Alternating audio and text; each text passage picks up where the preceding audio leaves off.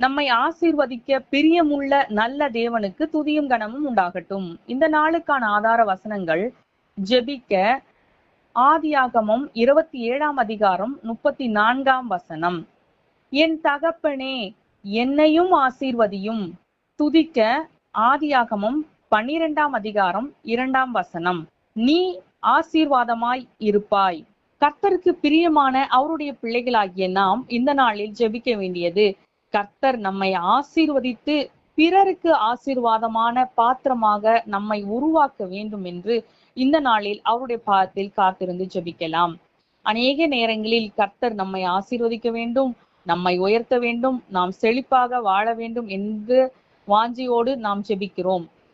அது நல்லதுதான். ஆனால் அதை பார்க்கிலும் கர்த்தர் நம்மை பிறருக்கு ஆசீர்வாதமான ஒரு நபராக மாற்றும் பொழுது நிச்சயமாகவே அது மூலமாக தேவ நாமம் மகிமைப்படும். மேலும் தேவ ராஜ்யம் அவருடைய பிள்ளைகளாகிய நம் மூலமாக கட்டப்படும்.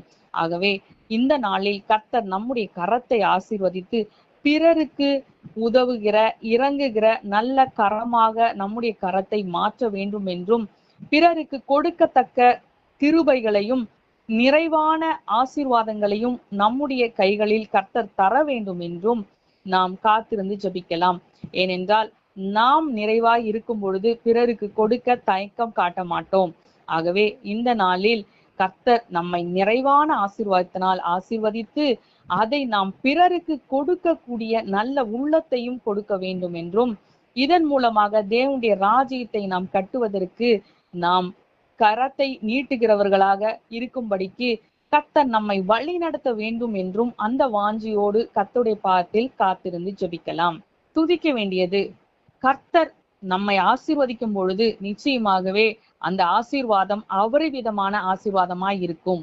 அதன் மூலமாக நாம் பிறருக்கு ஆசீர்வாதமான நபர்களாக மாறுவோம்.